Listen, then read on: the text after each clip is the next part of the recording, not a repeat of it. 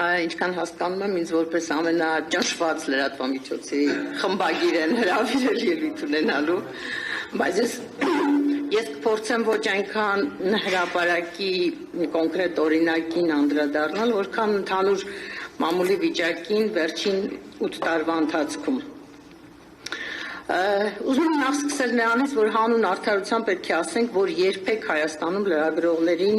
լրագրողների համար ջերմոցային պայմաններ չեն եղել եւ երբեք ոչ մի իշխանություն լրագրողներին չի սիրել։ Ավելին, կախված այդ իշխանությունների բարոյականության աշճանից մեզ միշտ ճնշել ու հալածել են, պարզապես ձևերն են փոխվել այդ ճնշումների եւ հալածանքների։ Նաև ուզում եմ շեշտեմ, որ մենք այդ հրի ու ջրի միջով, այդ բազմաթիվ խոչընդոտների դժվարությունների միջով անցնելուց հետո ի վերջո նվաճել ենք որոշակի բնագծեր ազատության եւ փաստ է, որ մենք չենք պատրաստվում հրաժարվել այդ բնագծերից եւ մեր լրագրողների այդ կատավի դիմադրություն ասեմ, պայքար ասեմ, իրենց իրավունքների համար նաեւ դրա մասին է վկայում։ Բայց եկանք հասանք 2018 թվական, եւ ես ուզում եմ մի փոքրիկ այսպես աբզոր անեմ,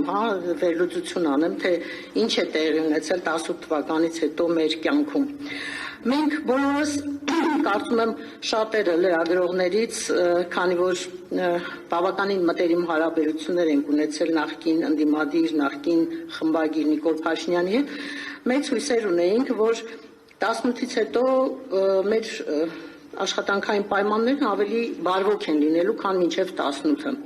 Հույս ունեինք, որ ազատ խոսքի նկատմամբ հարգանք կլինի, մեր գործունեության համար նպաստավոր պայմաններ կհաստատվեն, որ այլևս չենք բախվի նախկին ճնշումներին ու դժվարություններին, որտեղ ի վերջո իշխանության է եկել մի մարդ, որը շատ լավ գիտի մամուլի խորքը, աշխատանքի սկզբունքները, գիտի թե ինչ դժվարությունների միջով են անցնում խմբագիրներն ու լրագրողները եւ ի վերջո նաեւ ազատ խոսքի հանդեպ այդ մարդը պիտի որ հարգանք ունենա, որտեւ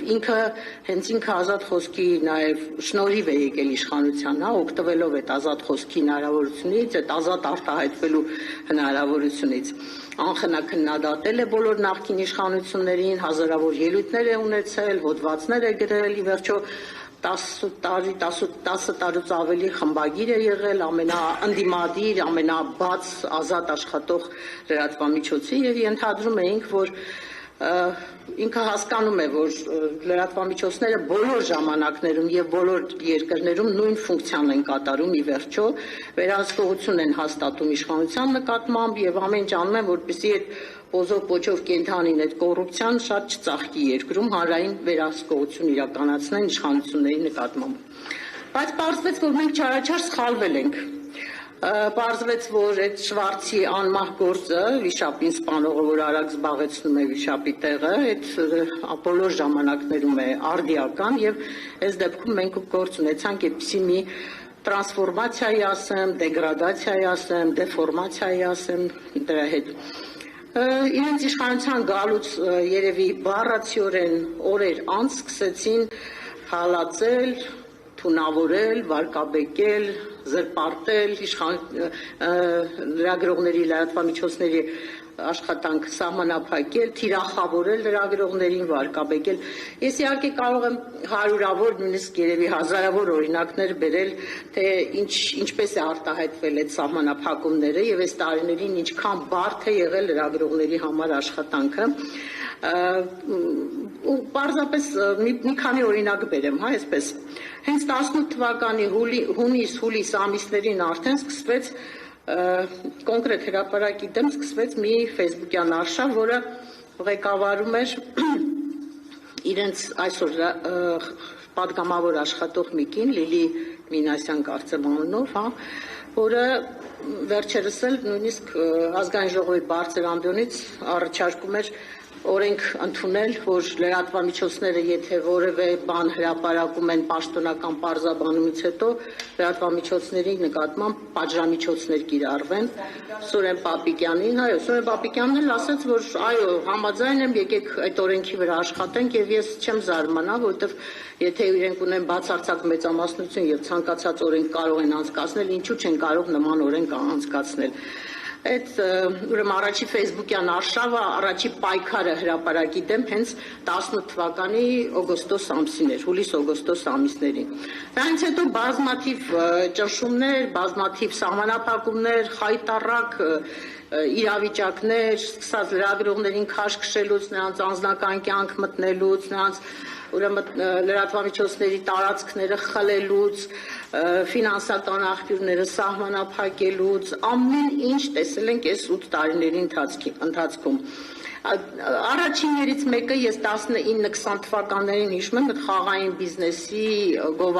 գովազդի օրենքի փոփոխություններ, որով խաղային բիզնեսի գովազդը արգելվեց լրատվամիջոցներում եւ դա լուրջ ֆինանսական հարված հասցրեց մեր բոլոր լրատվամիջոցներին, որտեղ մեր գովազդի գոնե մի 40-50%-ը ապահովում էր այդ բեթինգը։ Մենք այն ժամանակ զգուշացնում էինք, ասում էինք, որ միևնույնն է, դա չի սահմանափակելու խաղային բիզնեսի շրջանառությունը եւ խաղացող մարդիկ շարունակելու են խաղալ, որտեղ ի վերջո Facebook կա, արտերկրում գրանցված լրատվամիջոցներ կան, դու չես կարող ամբողջ գովազդը սահմանափակել եւ այդպես էլ եղավ, հա։ Հիմա արդեն ունենք 18 թվականի համեմատությամբ բազմապատկված, տասնապատկված խաղային բիզնեսի շրջանառության փաստը։ Հետո գնաց լրատվամիջոցների տարածքները խլելու մի հատ ման process, հա, այդ բուզանդի 1 դրոպ 3 շենքը, որը գտնում էր Երևանի քաղաքապետարանի տնօրինության տակ եւ մամուլի շենքը, որը գտնում էր Պետգույքի կառավարման վարչության տակ, այդ երկու շենքերից լրատվամիջոցներին գրեթե ամբողջությամբ դուրս մղեցին, վերջինը կարծեմ առավոտի պատմությունն էր, այսինքն այդ շենքերը, որոնք նույնիսկ սովետական այն որտեղ մամուլ գոյություն չուներ, հա, ազատ մամուլ գոյություն չուներ, սովետական իշխանությունը նույնիսկ գնահատել էր, հասկացել էր, կարողացել էր ինչ որ պայմաններ ստեղծել լրատվամիջոցների համար, որպեսզի նվազագույն գոնե վարձավճարներով կամ անվճար լրատվամիջոցները տարածքներ ունենան եւ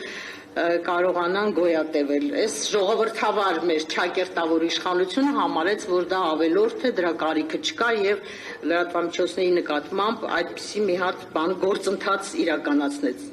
իրականացրեց։ Հետո եկավ արդեն խորհրդարանում լրատվամիջոցների ազատ տեղաշարժի սահմանափակման այդ մի հատ know-how-ն, որը այս իշխանության նաև մտահղացումն էր, որ լրատվամիջոցների ներկայացուցիչները, լրագրողները չեն կարող ինչ-որ մի տարածքից այն կողմ ներկա գտնվել եւ այդ տարածքներում չեն կարող հարցազրույցներ անել։ Նույնիսկ ունեցանք դեպքեր, երբ որ ասում են սխալ հարց եք տվել պաշտոնյային կամ սխալ տեղում եք այդ հարցը տվել, այդ տեղում այդ տարածքում իրավունք չունեիք հարց ուղղելու պաշտոնյային։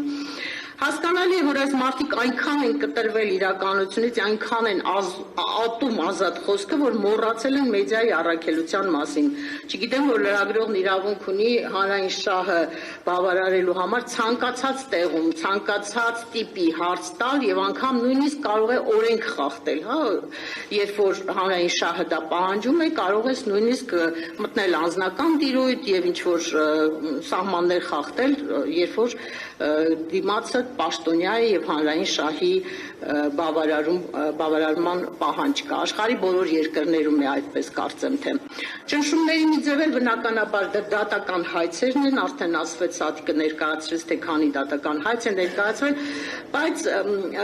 մեր դեպքում, հրապարակի դեպքում մի քիչ ավելի արտառոց է, որ երկրի առաջի դեմքը ինքն անձամբ է դիմել լրատվամիջոցի դեմ մտել է դատարան, նույնիսկ 1 միլիոն դրամի պահանջ է ներկայացրել փոխհատուցման բարոյական վնասի, բայց դատարանը իր վճռով ցույց տվեց, որ հայցը բոլորովին անհիմն է, որտեղ նյութական մասը ամբողջությամբ մերժեց եւ միայն մի տողանոց հերկման պահանջ է բավարարել, որը ենթադրում եմ, որ պայմանավորված է նրանով, որ հայցվորը վարչապետի պաշտոնն է զբաղեցնում եւ Հայաստանում չկա այդպիսի դատավոր, որը վարչապետի դեմ որոշում կայացնի, բայց ամեն դեպքում մենք շարունակում ենք բողոքարկումը ընթանում է։ Առհասարակ ես խաղաղ եմ վերաբերում դատական հայցերին, դա համարում եմ, որ եւ օրինական եւ նորմալ գործընթաց է, ամբողջ աշխարհում է այդպես, կարող են դիմել դատարան եւ փառք Աստծո, որ երկար իհարկե մեզնից շատ էներգիա միջոցներ են խլում այդ հայցերին պատասխանելը, բայց մենք գոնե մի մեծ մասով կարողանում ենք շահած դուրս գալ այդ դատական պրոցեսներից եւ ապացուցել, որ մենք իրավունք ունեինք նման հրապարակում անելու։ Բայց Այս տարիներին լրատվամիջոցների աշխատանքը խոչընդոտելու ամենալուրջ եւ ծրագրավորված աշխատանքը իհարկե տարվել է սոցցանցերում։ Սա սոցցանցերում, այն սոցցանցերում, որտեղ այս իշխանության ներկայացուցիչները իրենց զգում են որպես ձուկը ջրում եւ իրենք գիտեն այդ բոլոր ձևերը, թե ինչպես կարելի է Facebook-ի, YouTube-ի, տարբեր Telegram ալիքների միջոցով լրատվամիջոցների բերանը փակել եւ սահմանափակել մեր լսարանները։ Մեր նկատմամբ ուրեմն ֆեյքային բազմաթիվ արշավներ են կազմակերպել, ել չեմ ասում այն մասին, որ մեր բոլոր հրապարակումների ներքո հայհոյանքների շարք, շքահանդես, ինչ ասեմ, չգիտեմ, բայց նաև շատ լավ գիտեն, թե ինչպես կարելի է Facebook-ի ադմինիստրացիային ռեպորտներ անել, YouTube-ի ադմինիստրացիային դիմել տարբեր լրատվամիջոցների դեմ, եւ այս ընթացքում մենք նույնիսկ ունեցել ենք դեպքեր, երբ որ լրատվամիջոցները իրենց երկար տարիների կայացրած մեծ լսարան ունեցող էջերն են կորցրել, որը նաև մեծ ֆինանսական մեծ կորուստ է նաև բանանում։ Նաև մի երևույթ էլ կա, որ այս տարիներին իրենք անում են պարբերաբար, այդ ֆակտ-չեկինգի անվան տակ տարբեր կազմակերպություններ եւ անհատներ փորձում են իբրև թե fake news-ի դեմ պայքարի անվան տակ փորձում են մեր էջերի նկատմամբ պատժամիջոցներ սահմանել եւ մեր լսարանները փոքրացնել, որը նույնպես շատ վատ է անդրադառնում մեր աշխատանքի վրա։ Մենք ունեցել ենք, գիտեք, դեպքեր նույնիսկ երբ որ մեր հեղինակների, մեր զրուցակիցների հասցեին, այնպիսի լուտանքներ, այնպիսի կազմակերպված, մենք միշտ երևում է, երբ դա կազմակերպված արշավներ են իրականացրել, որ ասենք մարդը, որ ինչ-որ մի միջազգային մրցույթում հաղթել է կամ մի հատ լավ գիրք է գրել եւ մենք մի դրական հրապարակում ենք ունեցել իր մասին, զանգում է եւ խնդրում, աղաչում է, ասում է հրապարակումը հեռացրեք, խնդրում եմ ձեր կայքից, որտեվ դրա ներքո գնում է ուրեմն խայտարակ այդ չմարդ, հա, դրանք մարդել չեն, որ դրանց ասես, հա, ինչ տեսակի սեռական եւ այլ հայհոյանք ասես կարող են գրել այդ մարդկանց հասցեին, որը ընդհանրապես ասենք ունի մի ընդդիմադիր հայացքներ, հա, այս իշխանության որևէ գիծ քննադատում է, որևէ պահվածք, որևէ հայտարարություն, հա, ասենք օրինակ Արցախի մասին լավ դրական մի հատ միտք է արտահայտում, մտնում են, սկսում են հայհոյել եւ վարկաբեկել։ Այս ու պատկերացրեք այս տեսակ իշխանությունը, որը նման գործելավոճ, նման ձեռագիր ունի, պարբերաբար խոսում է ատելության խոսքից։ Այդ փարիսեցությունը արամի ասած այստեղ է արտահայտվում, որ ուրեմն գնում են նույնիսկ միջազգային լսարաններում գնում են բողոքում են, որ իրենք ատելության խոսքի զոհ են դառնում, իրենք խեղճեր, այդ падգամավորները ԿՊԱ-կան շատ տուժում են այդ ատելության խոսքից, երբ որ իրենք այդ ատելության խոսքի հիմնադիրն են, հայրն են, չգիտեմ ինչն են, այո։ Եվ մի բան էլ կուզեի ասել այսօր, այս իշխանությունը ունի խոսքի քիլերների բանակ, քիլերներ կոչվածը, դրանք են շարքային ֆեյքերն ու այն կոմենտ գրողները չեն, հա, դրանք ուրիշ կատեգորիա են, դրանք էլիտան են, հա, այս իշխանության էլիտան են, որոնք շատ չեն իհարկե, երևի մի 10-20 հոգի են, բայց այսպես շատ խելոք հնազանդ զորքի նման կատարում են վերևից իջած հրահանգները եւ մեկ էլ տեսնում ես, հա, միաժամանակ մի 10-20 հոգի իրար հետ սկսեցին ստատուսներ գրել ինչ-որ կոնկրետ մեկի դեմ, ոչ ինչ-որ կոնկրետ լրատվամիջոցի դեմ, կոնկրետ խմբագրի դեմ, կոնկրետ ընդդիմադիր գործի դեմ, երևում է, որ խորով են աշխատում, էլի իրենք խմբակային են աշխատում եւ նենց բավականին արդյունավետ են աշխատում, որտեւ ի վերջո մարդիկ նաեւ այդ խոսքից ինչ-որտեղ նեղվում են, ազդվում են, հա, վիրավորվում են։ Մենք իհարկե իմունիտետ ենք ձեռք բերել այս ընթացքում եւ գոնե ես այդպես իմ վրա բացարձակ չի ազդում, բայց այդ քիլերների խումբը շատ հետաքրքիր խումբ է, հա, բոլորի անունները կարծում եմ գիտեք, հա, Վահագն Ալեքսանյան, Ռուբեն Ռուբինյան, Ալեն Սիմոնյան, Հայկ Կոնջորյան եւ այլն, Արթուր Հովհաննիսյան, դրանք այդ մի հատ տենց լավ աշխատած, ձևավորված նենց մի հատ բան են, հա։ լայվեր մտնեն, հա, ստատուսներ գրեն, վարկաբեկեն եւ ամեն ինչ անեն։ Դրանցից մեկի մասին հատուկ եմ ուզում շեշտել, հա, այդ իմ սիրած թեման է իմիջիայլոց, ամենտեղ ինչքան հնարավոր է խոսում եմ։ Այդ Ռուբեն Ռուբինյանը ուրեմն շատ օրիգինալ տղա է, ինքը ոչ միայն ուրեմն 80-ամյա առաջին նախագահի հասցեին է տենց ոսկեղենիկ իր բառապաշարով արտահայտվում, այլ նաև ուրեմն պարբերաբար խմբագիրներին է անդրադառնում, լրատվամիջոցներին է անդրադառնում, օրինակ իմ մասին օրինակ ամեն ինչ կարելի ասել, բայց անդաստիրակ բառը չի կարելի ասել, ինքը դա էլ է օգտագործում իմ մասին, եւ ամենակարևորը բոլոր այն լրատվամիջոցները, որոնք իրենց դուր չեն գալիս, իրենց գծի մեջ չեն աշխատում, ով մոտենում է հարց է տալիս, ասում է՝ «Իսկ ձեզ ով է ֆինանսավորում»։ Այո, իր սիրած թեման է։ Ես նույնիսկ ուրեմն հրապարակեցի մեր թերթի 1 տարվա ֆինանսական շարժը, որպեսզի այդ իր հիվանդագին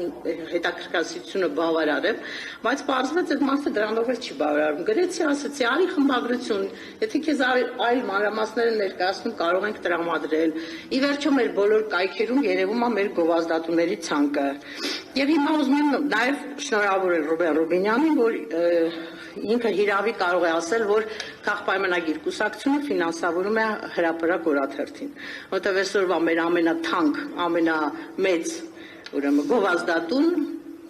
քաղաքապայմանագիր կուսակցությունն է։ Եվ այս տարվա մեր ֆինանսական ապահովությունը ապահովում է այս իշխանությունը։ Ես հատուկ եմ կնքել այդ պայմանագիրը, դրել եմ ամենաբարձր գինը, իրենք համաձայնվել են եւ այնպես որ կարող ենք հանգիստ ասել Ռուբեն Ռուբինյան, դու ես ֆինանսավորում հրապարակ օրաթերթը։